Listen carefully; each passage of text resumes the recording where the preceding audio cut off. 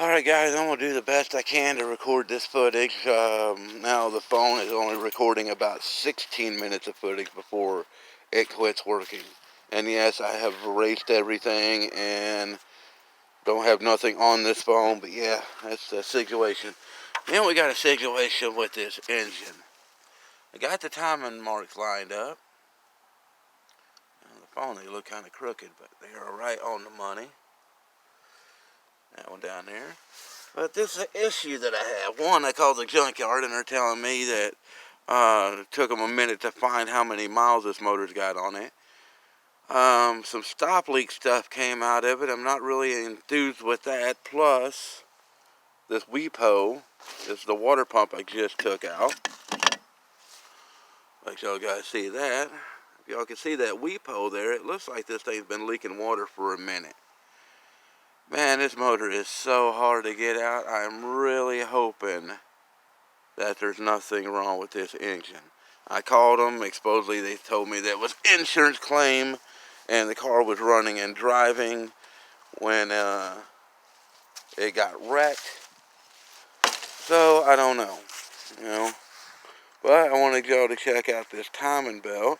I took off the timing belt just so, and this is original timing belt. I mean, you could barely see the markings. So this thing's almost got 100,000 miles with the original timing belt. And let me find this spot real quick. I'll be right back. Alright guys, I'm back.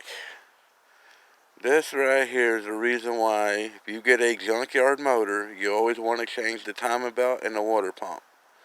As you can see, timing belt's got a significant crack in it. That'll snap and grenade the motor. And then I already showed you the water pump. It's sitting right there in the pile of garbage now. And that is obviously leaking. So you always want to check on that. I mean, there's a lot of mechanic shops, oh, we'll take and buy a motor and stuff like that and throw it in and, you know, charge you all this buttload of money and stuff like that. But the truth of it is and stuff like that, it really doesn't cost that much more to have a timing belt put in. Even if it costs you $200 or $300 more to get a timing belt back in, you have to think if your vehicle overheats, another motor. If your timing belt breaks, if it's a non-interference motor like this one, then it'll destroy the motor. And what that means is non-interference is the pistons cannot come up to the top of the block at the same time as the valves are down, or the piston will hit the valves, bend a valve, grenade the motor, break a piston, all that good stuff. But I did call the junkyard and stuff like that, and they assured me that this motor runs. I'm just really hoping, because man,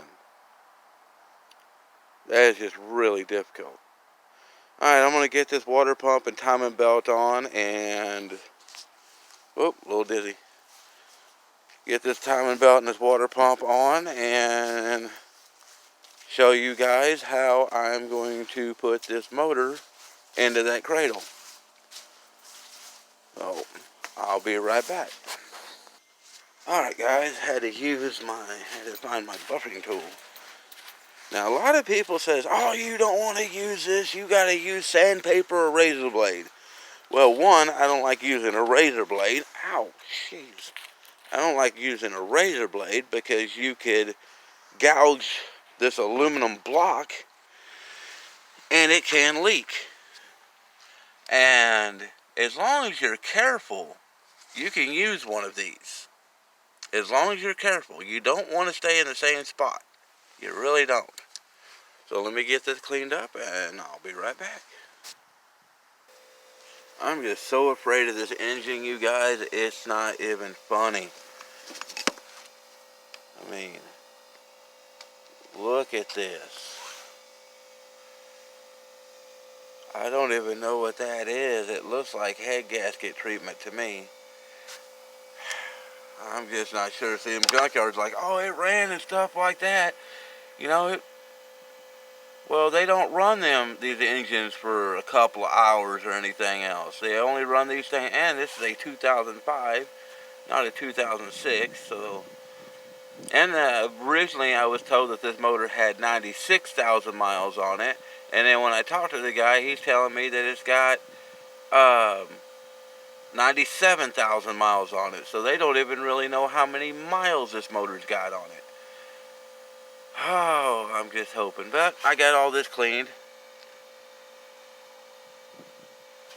So, and another thing is I'm about ready to put this new water pump on. Hang on a minute, let me get it out of the package. Alright, here's a new water pump. Now, I have seen a lot of YouTubers on here doing water pumps on no matter what car it is, it doesn't matter. And I've seen a lot of you keep putting silicone on rubber gaskets. No, no, no, no. If they are rubber gaskets, do not put silicone on them. Don't care if it's a transmission pan, I don't care what. If you need to put something on it to make it stick so you can get it up either onto the transmission or put the water pump on this. This here, I'll use a little bit of gear grease. I'll put a little gear grease in the channel, stick it on there, it'll be fine. If you're doing like an oil pan or something, you can always get adhesive spray glue like for headliners. Spray it on there nice and gently, put the pan gasket on there, let it dry, stick it on there. But if it's a rubber gasket, do not put silicone on it. It will wind up leaking eventually. I've seen a lot of YouTubers do this, and I'm telling you, that is the wrong way to do it. Alright, I'm going to go get some grease to put on this, and I'll be right back. Alright guys, that's how you properly install a rubber gasket on a water pump. Now if it's a cork gasket, that's a different story. With a cork gasket, you might want to use a little silicone. A lot of gaskets anymore already come with sealant already on the gasket, where you just peel off this little white tab and you stick it right on there. But this is the proper way. No silicone. Grease. Alright, we're getting back to it. Alright guys, there it is. Oh, there are only 5 bolts to install that. 1, 2, yeah, 5 bolts to install that. And what's really crazy is right here is actually where the water pump starts. All this is just aluminum fitting for this. It's really crazy that they only got 5 bolts, or 3 bolts, holding the actual water pump on. Well, I guess these two, when I put the motor mount bracket, the bracket for the motor mount on there, I guess these two here hold it. And then down here, there's a bolt that goes down here too. So I guess, you know, I guess those 5 bolts are just to hold it in place. Okay, time for the timing belt.